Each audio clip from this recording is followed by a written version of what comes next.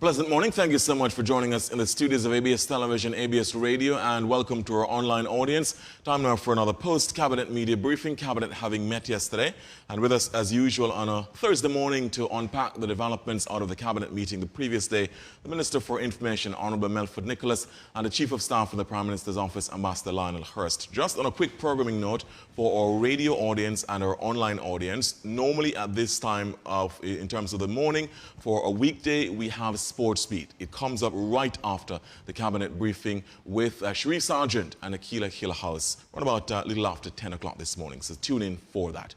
Over to both gentlemen, without any further ado. Thank you very much, Mr. Burford. The Cabinet met yesterday, and absent from the Cabinet was the Prime Minister. It is not unusual, although under the Honourable Lester Bird, whenever he was absent, no Cabinet meeting was held. Prime Minister Gaston Brown has reversed that policy and ensured that whenever he is absent, that the business of the government continues. It's leadership at its best. And this morning, the Honourable Melford Nicholas will, of course, share with the audience the kinds of decision-making which took place yesterday. Minister Nicholas. Yes, good morning, and good morning to all of the audiences, especially those who are joining us via the various technology platforms that each of the media houses here present provide for their listening and viewing audiences.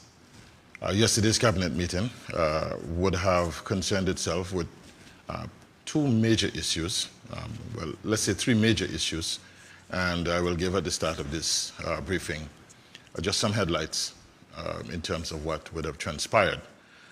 Certainly we would have delved into the whole matter of COVID. You would recall that last week we did give an indication of a timeline in respect of some of the proposed policy changes that the government had in mind leading to the Christmas celebrations.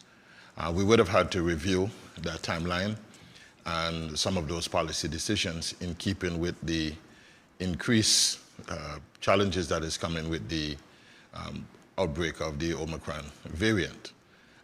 As a result of that situation regarding Omicron and its potential spread globally, the Cabinet has taken the decision that whereas we had up until last week made a determination that as of the 15th of this month that we would permit entry into the country from vaccinated persons, fully vaccinated persons only, whether or not they were visitors or residents returning or citizens returning, fully vaccinated persons with a PCR test. And of course, we would have had a panel of rapid tests as well, antigen tests that we were going to permit.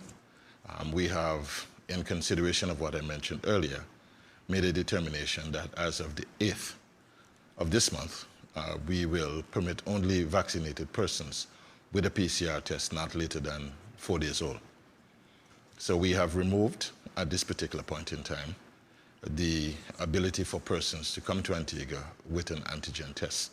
And this is an extra measure that we have put in place to ensure that we have the utmost of confidence in the level of security that is provided prior to someone making the determination to come to Antigua.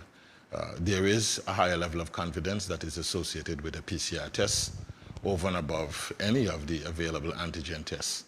But we had, up until last week, there was no threat of the Omicron variant spread at that point in time when we took that decision. But of course, we're living in a dynamic world with respect to COVID, and so we've had to review that position. All of the other conditions that we had announced last week, we are still on schedule to evaluate those. The Parliament will meet on the 15th and will make a determination regarding the early termination of the state of emergency. Again, that is going to be, the outcome of that and the determination of that is going to be determined as to what happens globally over the next coming days between now and the 15th. One has to be able to have that type of fleet-footed response to these particular issues. But all things considered equal, we are still mindful that we would want to lift the state of emergency prior to Christmas. But again, as I'm saying, it depends on the global situation with respect to the spread, and of course, the determination that will be made as to whether or not Omicron, even though it has demonstrated its ability to be more infectious, meaning that it spreads easier than any of the prior variants. What one is not sure of at this stage is how dangerous it has the potential to become in respect of making persons very ill or even leading to severe hospitalization cases and even death. So that is still an unknown, and until that determination is made, we have to have a fleet-footed response. As part of the other developments, the Minister of Health has confirmed that we have ordered 25,000 antigen tests, which will be made available to the persons who would be organizing party events during the Christmas celebrations, Christmas and New Year celebrations. And we will certainly, we had heard back through the Minister of Festivals that the promoters did in fact welcome the news that the government was prepared to support their efforts, and they have indicated that rather than do the testing the day before, they are prepared to undertake the tests on the same day. And so that seems to be an event well met, an opportunity well met. So the 25,000 antigen tests are expected to be on island very shortly, and will be made available to these operators at cost. And they are of a significant affordable rate, and it's not within the outside of the reach of persons who would normally go to those types of events. Based on the cost that I've seen, one of these tests would probably be less than 10 EC dollars. So for the fact that there's been so much compression in terms of persons wanting to have that type of activity, an additional $10 on the ticket for what many believe to be an opportunity for them to have a good time with friends and family would not be outside of their reach. Having said that, the rest of the meeting would have been concerned about a very special, important issue for persons, and that has to do with the availability of potable water by the Public Utilities Authority. The public would be mindful that when we came to office in 2014, Antigua had a dual problem in terms of the drought conditions, as well as the fact that there was a challenge with one of the major suppliers of water to the APUA. And they had an outstanding arrears of some $40 million, which the government had to confront that. We would have put in place in 2016 a new reverse osmosis plant that would have assisted APUA to have availability of more potable water from ground sources and the other aquifers. Of course, that proved to be insufficient even as it was implemented. We have moved further towards restoring or repairing the plant at Friars, and that repair is complete. The plant is just awaiting commissioning in short order. We have made a determination that we got a gift from the People's Republic of Japan, and that is about to be commissioned as well. But for the hiatus that has taken place with travel, the team from Japan that has to journey here to commission the plant, they have not yet arrived. We are using all of the available means to us, including utilizing some of our diplomatic channels to ensure that as quickly as possible, the suppliers, the manufacturers of the plant can come to Antigua and to put that plant into commission. We as well have a development plan for a new 500,000 gallon per day reverse osmosis plant to be located in the Fort James area. And of course, this, excuse me, this installation is going to be pending by the middle of next year. I'm getting my timelines a bit crossed. It seems as if I've transferred into 2022 already. But by the middle of next year, we should have the installation of the other plant at Fort James. With the combined effect of the plants that are in the Crabs Peninsula area, to include the one at Barnacle Point, the one that is to be commissioned shortly in Bethesda, the one that is also to be commissioned at Friars, and of course the one at Fort James, APUA will have the combined effect of approximately 10 million gallons of reverse osmosis potable water available for the public of Antigua. The only challenge that remains with the utility company now is to deal with the whole question of distribution. And of course, the rotted pipelines that have been decades old, in fact, perhaps maybe in some instances more than 40 years old. And there is a program to selectively identify and replace these rotted pipes. Not only do we want to ensure that there's a constant supply of water, but we want to ensure that when it reaches our households, it is in a usable format. Excuse me. This is a long protracted issue, and we understand the impatience of many of the members of the public. However, we want to ensure that at all material times that the public is kept abreast of these particular changes.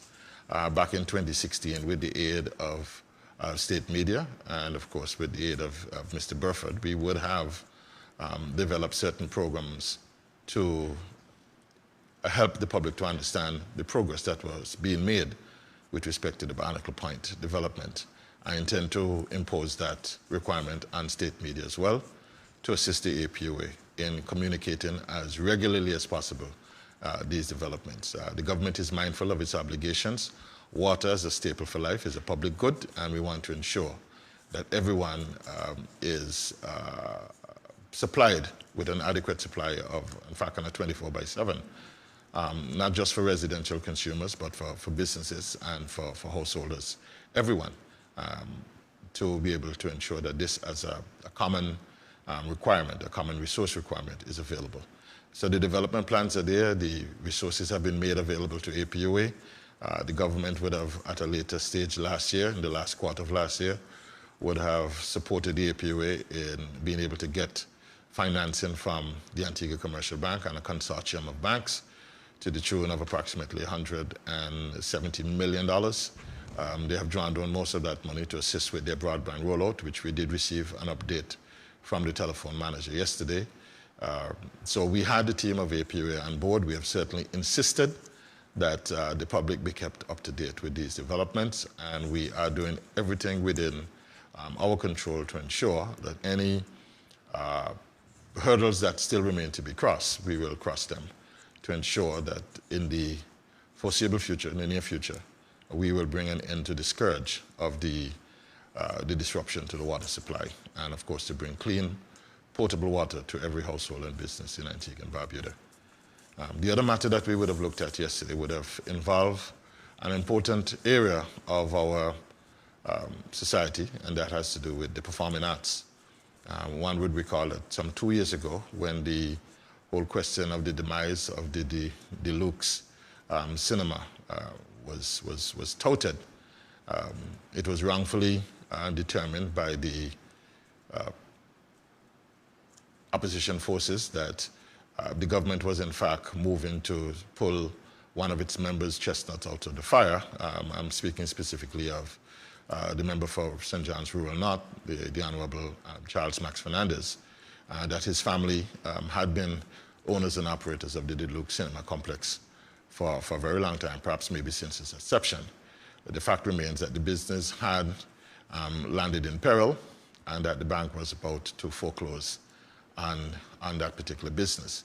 And what the government did, in fact, make a determination that the facilities in itself could be repurposed into something that supports the arts. And what we were able to do is to undertake to succeed the requirements to meet the obligations to the bank, and so that we would have acquired the facility at perilous cost. By that I mean, and let me rephrase that, the business was in peril, and so the facilities then became available at lower than the market value, and that is what the government sought to do, to undertake to meet the obligations to the bank and then acquire the facilities. We are now in a position of repurposing it, and under the leadership and the stewardship of our High Commissioner to the UK, she has been able to pull together resources from other sources within the UK to support the development of the performing arts. And of course, accordingly, we have come up with the Antigua Barbuda Youth Orchestra and Symphony operation. It is going to be their home, and we would have received a presentation from the board, the ABISA board, yesterday about the development plans for one portion of that building. And of course, at phase 2, we will bring into full operation the further redevelopment of the Luke Cinema building, and it will become the home of the Antigua Barbuda Youth Symphony Orchestra, and of course, a home for the performing arts. And so it is an important development, and we're looking forward to the transformation of that facility in St. John's. I want to leave it there and to avail myself of the questions that you no doubt have from the notes, which gave copious details about our discussions with APO yesterday. And of course, Ambassador Hurst and I will attempt to answer your questions. Well, thanks to you, Minister Nicholas, and our thanks to Ambassador Hurst. Of course, let me tell you that online, joining us via Skype, are my colleagues Nathan Owens from Caribbean Radio Lighthouse, Zoe Carlton from ZDK, and Orville Williams from Observer Media Group. We thank them for joining us. Let's actually start off with my colleagues on Skype, and this morning, for a change, we'll start with Nathan Owens, who normally is on the back end, but we'll start with him to open the batting this morning. Nathan, over to you. Good morning, gentlemen. Good morning, good morning, Nathan. I think you are the Courtney Walsh of the of your batting the night watchman's position. But welcome. Yes, caught me off guard. Not my usual position. Yes. Minister, the most recently published Gazette amended the paragraph that states that every business owner having 5 or more employees shall mandate that their employees be vaccinated to include, unless the business has an 80% or higher rate of vaccination among the employees. If the private business has 80% or more vaccinated employees, can they still require the employees to be vaccinated? I imagine that he can still encourage them to be vaccinated. With the mandate itself was the device used to ensure that we had the optimal amount of subscription to the vaccines.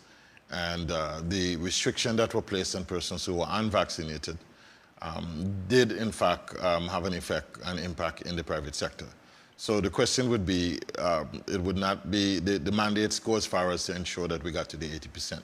So if they're at 80%, there will be no further restriction placed on that business to demand or to impose any further restraint on those persons who are unvaccinated.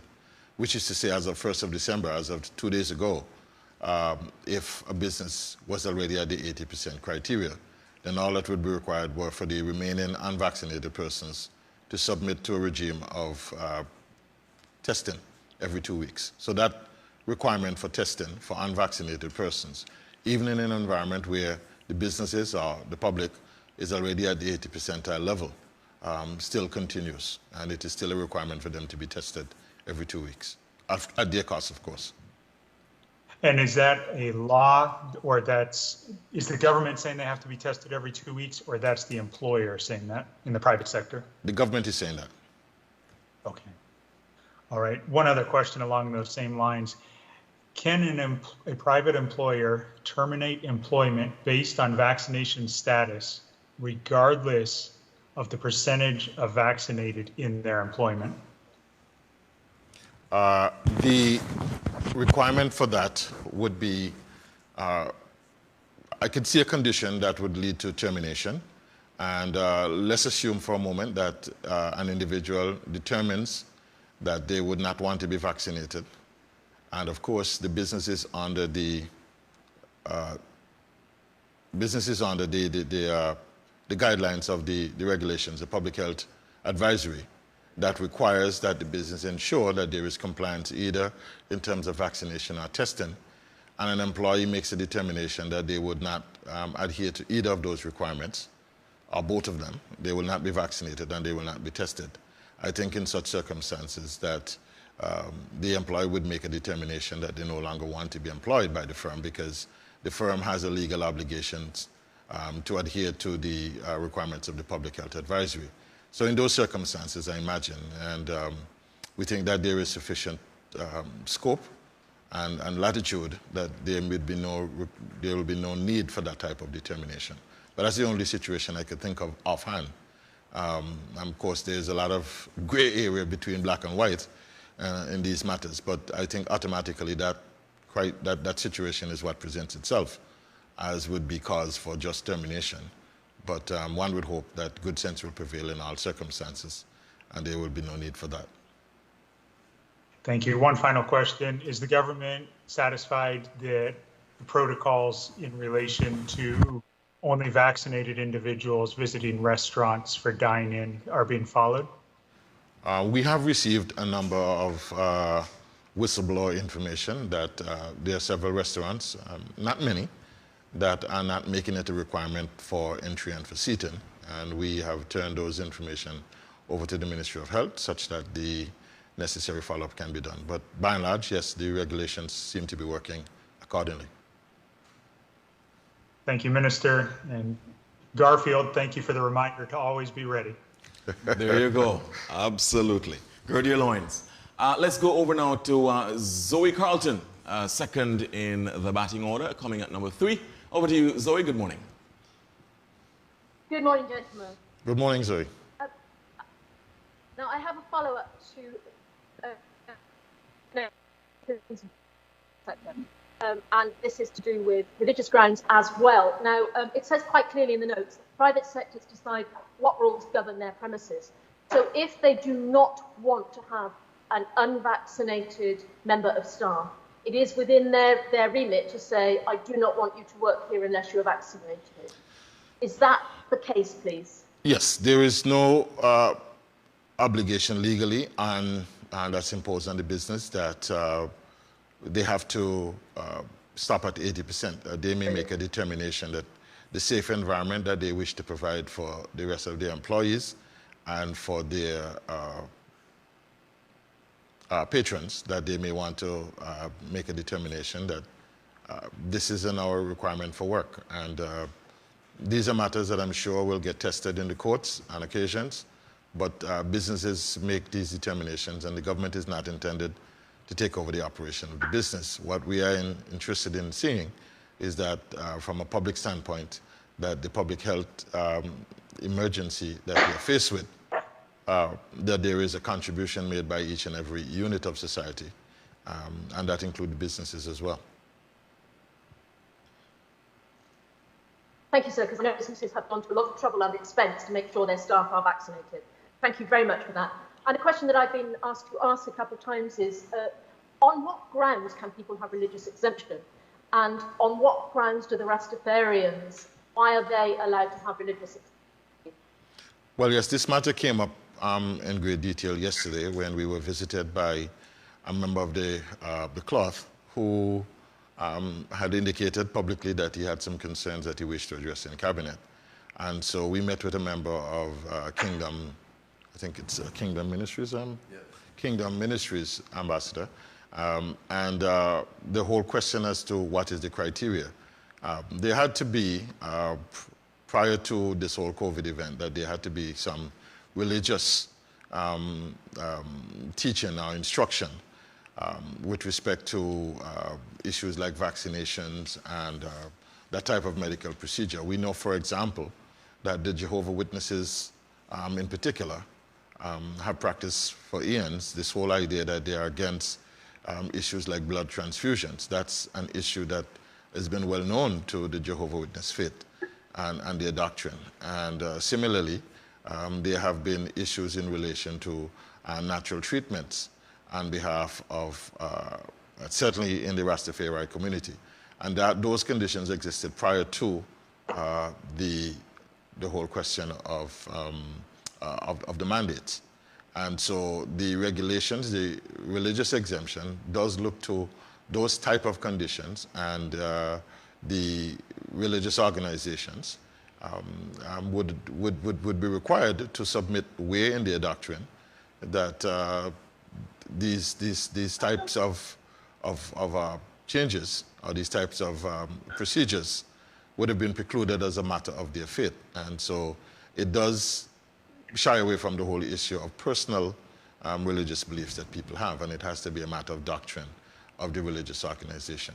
And so I think that that brings into focus why it is that the regulations does appear, or the exemption does appear to favor the Rastafari more than any other particular religious sector in the society.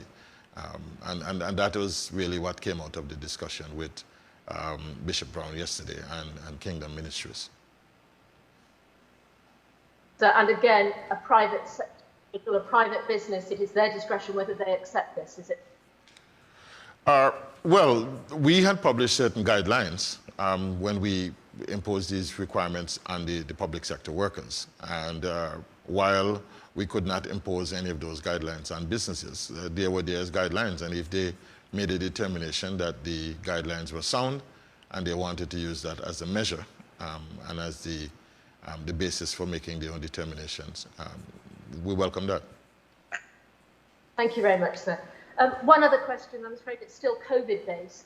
The Omicron at the moment is very much unknown. We believe it's benign. Viruses are going to mutate. But is this the right time to be relaxing the mandate rules, do you think? Again, as I've indicated, there is time between now and the 15th when the Parliament would make a final determination.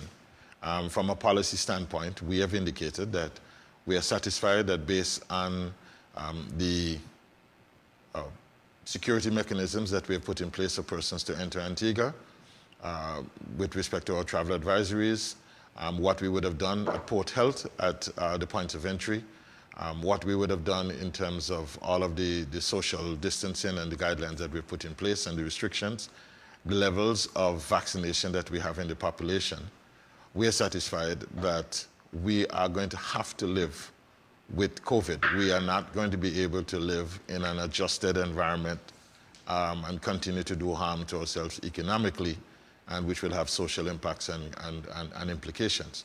So we have made a determination that based on the responses that we have received to the mandates, that we would have achieved a degree of compliance in a number of instances. And while we accept that there will be instances where there will be increases in the number of persons coming down with an infection, that the dividend that we expect from all of the work that we have done prior is that we will have less persons, being hospitalized, far fewer having to go on ventilators. And certainly we will bring this issue under management. So we have enough vaccines on island. As you can see, we have just moved to import a further 10,000 reagents, tests, that will allow us to be able to make those types of early determinations and detections. We have beefed up the resources of our contact tracing team. There are now an additional 20 members added.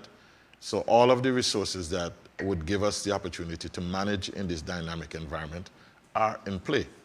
And clearly, we want to get to that position. We having now reopened up the economy. We have begun to see some new sprouts in terms of tourism.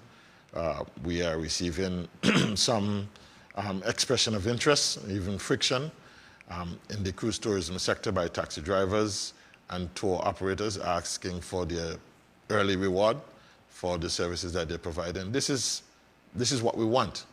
And to remain crippled because of the fear of the further spread of COVID. I believe that within, the foreseeable future, even though I am vaccinated and I'm likely to get to avail myself of a booster shot when it becomes available, that it is likely that I will come in contact with the virus at one point in time or the other, and I may have a mild sickness. And so it is, and to that extent, I feel relatively secure. I'm not invincible, but I feel relatively secure, more secure than I was a year ago. And so we've taken that decision to reopen the country. However, between now and the 15th, if more information comes to hand to suggest that Omicron, not only does it spread faster, but is even more dangerous than any of its previous variants, then we may have to make those determinations at that point in time. But we're not there yet. And if it turns out that it is perhaps maybe a faster spreader, but it is probably more innocuous than the previous versions, then we really would not have anything to worry about, and we will be in a position to proceed onwards with the type of opening up of the society that we wanted to do. Thank you, sir. If I actually may ask just one more very quick question, give me, Orville. With all this weather, the hot weather, the still weather, the mosquitoes have come out en masse. Are there any plans to start fogging again in the near future, please? This is an ongoing requirement for the Central Board of Health. As you would imagine, their workload would have increased manifold because of the additional regulatory supervision that they have to do with respect to the public health.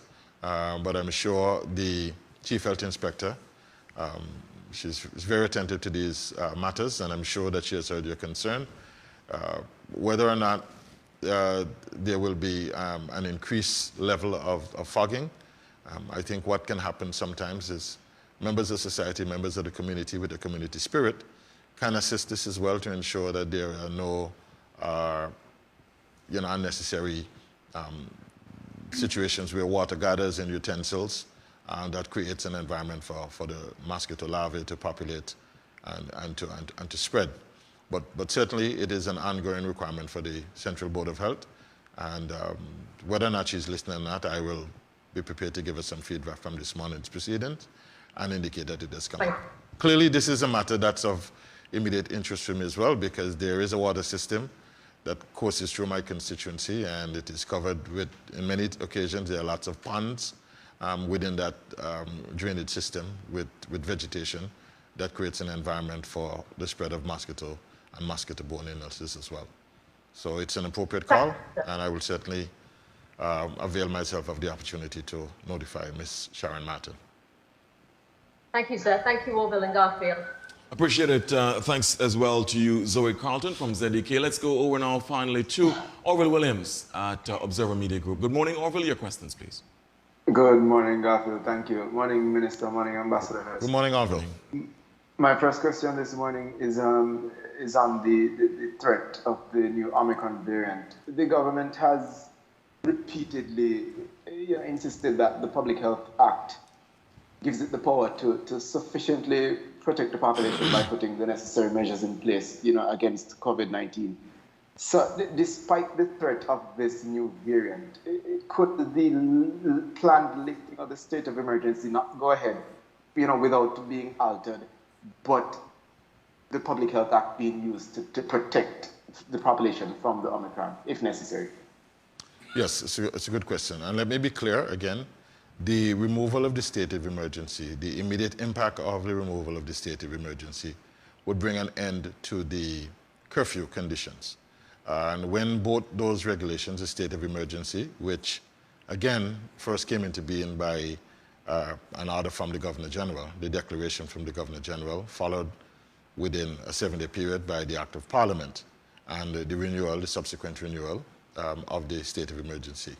In those instances, and since last year, March, what we had was a requirement as part of the management of bringing COVID under control was to restrict movement of persons. And the movement of persons, the free movement of persons, is a right enjoyed by many, constitutionally, by all.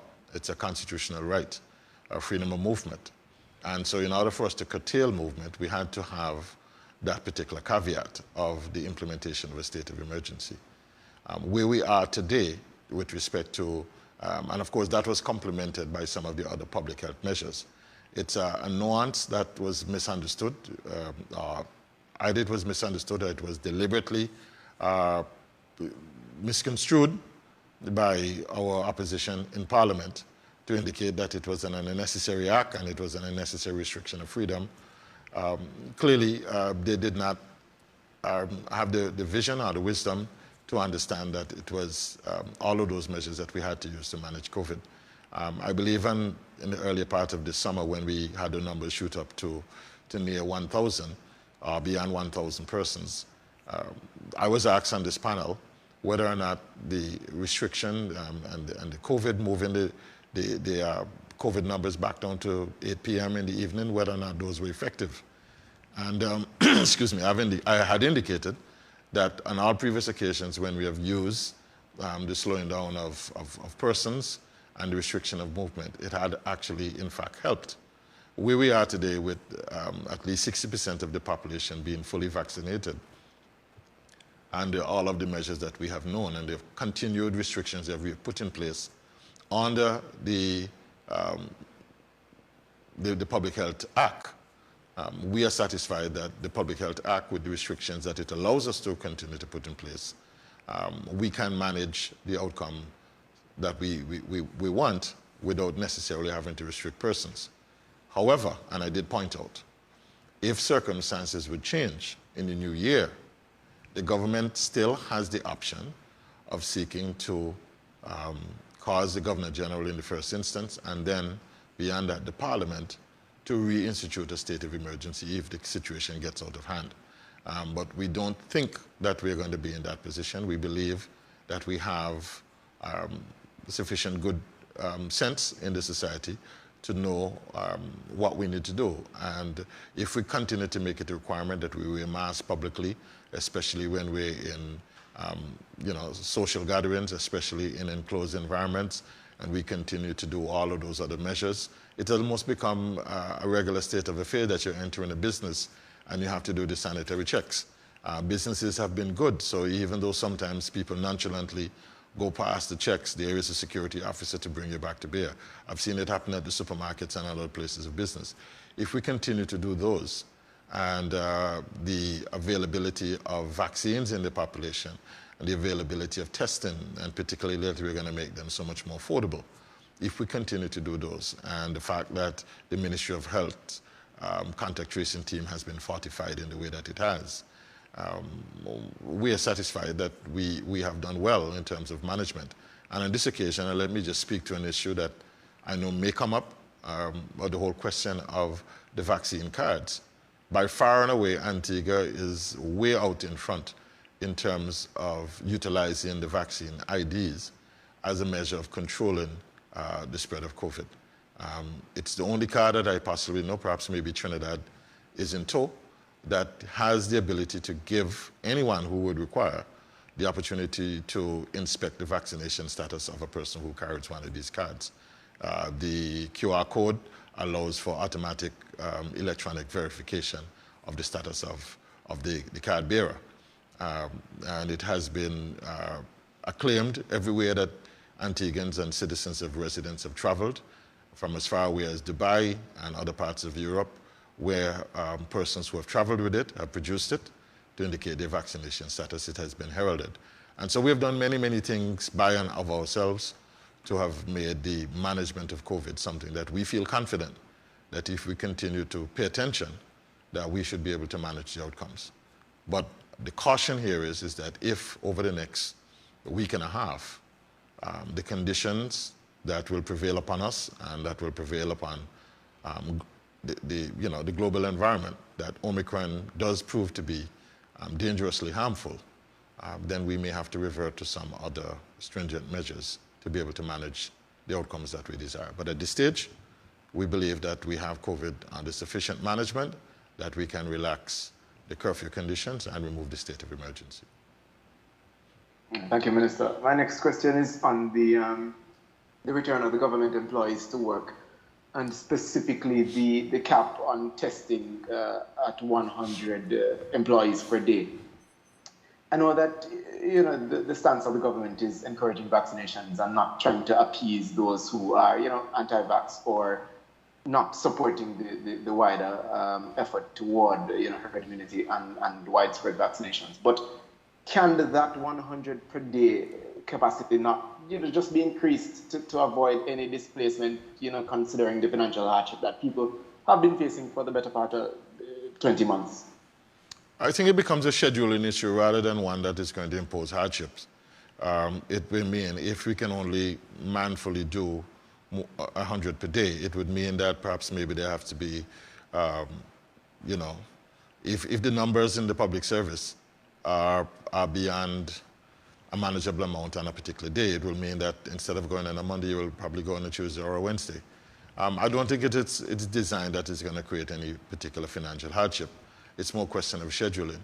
Just as an example, here at ABS, I'm aware that we have 100% compliance with the vaccine. In the entire ministry, of which there are approximately upwards of nearly 200 employees, there are only 3 persons who on the 1st of December are not vaccinated in my ministry.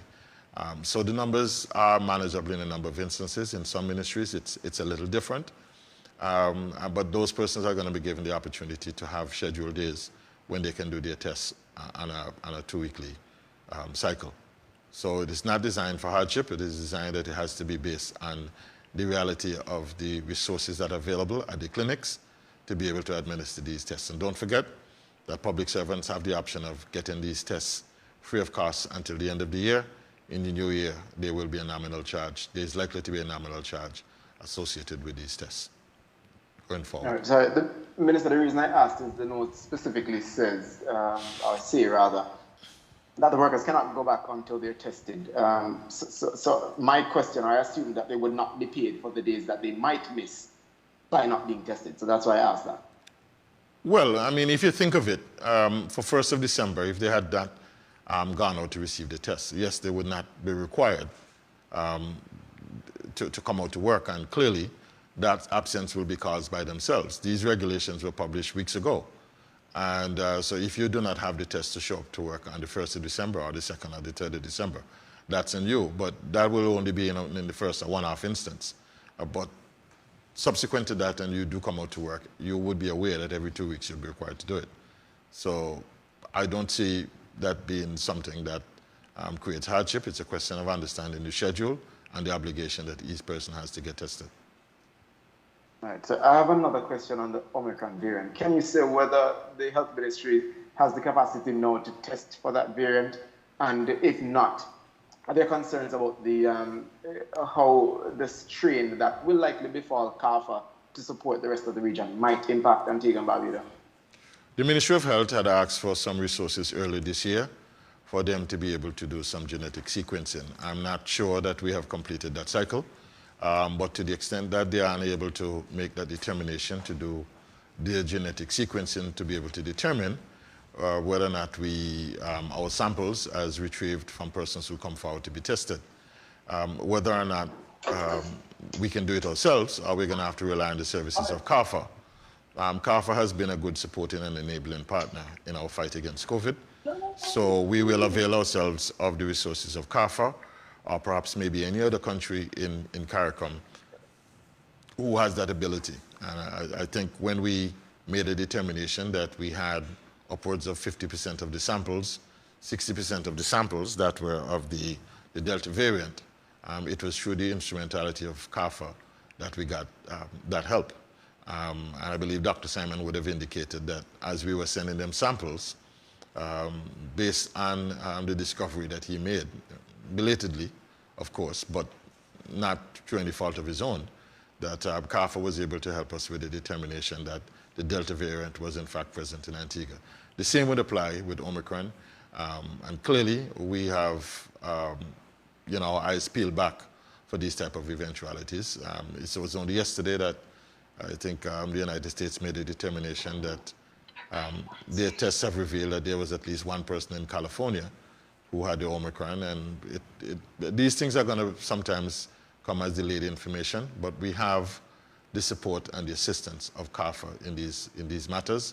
And of course, as I've indicated, the Ministry of Health did come forward and ask for the additional support from the government to be able to allow them to be able to do some genetic sequencing as well to make some of these determinations themselves.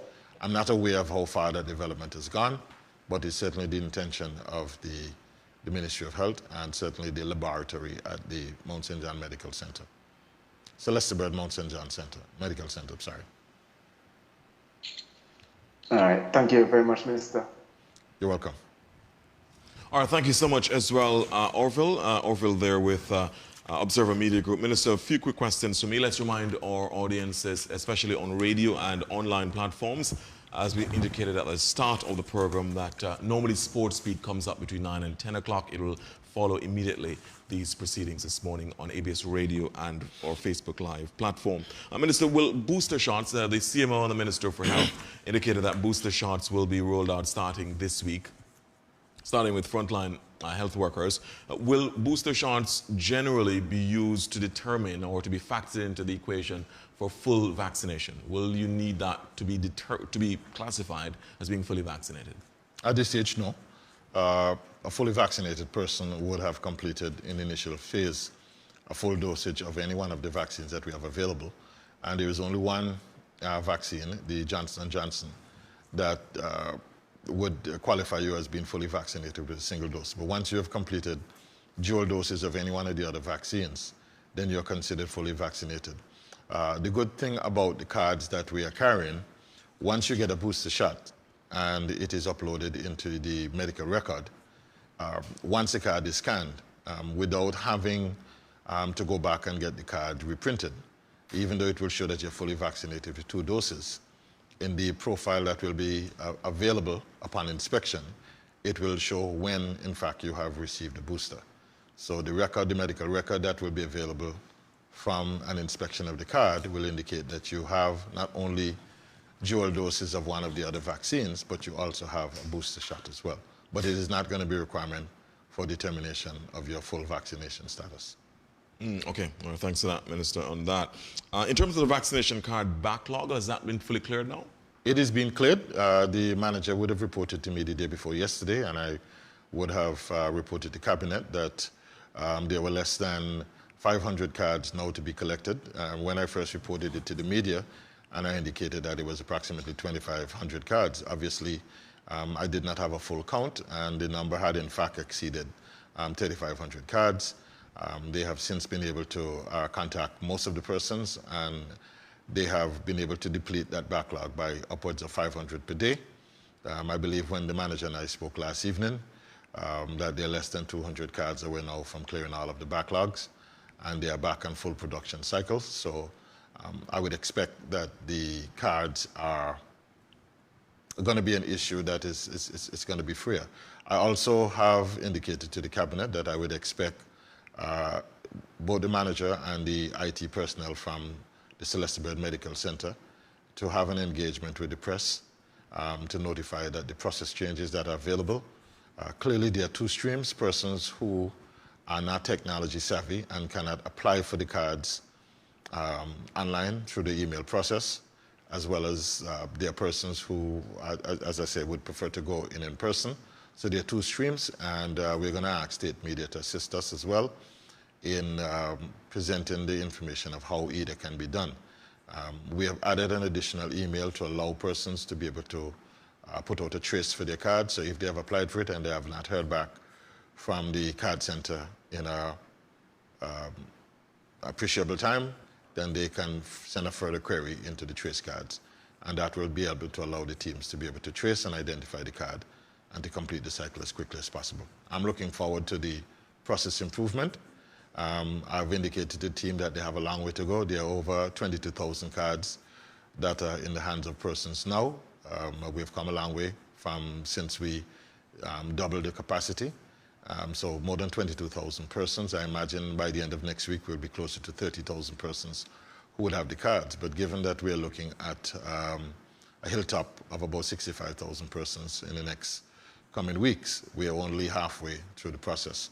So it's a long slog, and as we continue to improve the process, we want to give the public the assurance that every possible effort is being given to improve the way we do business with you. Yesterday we had another event at the Multipurpose Center where I understand that the water pumps had malfunctioned to the point where the center had to be closed for sanitary reasons. But I imagine that they will be back to full operations this morning.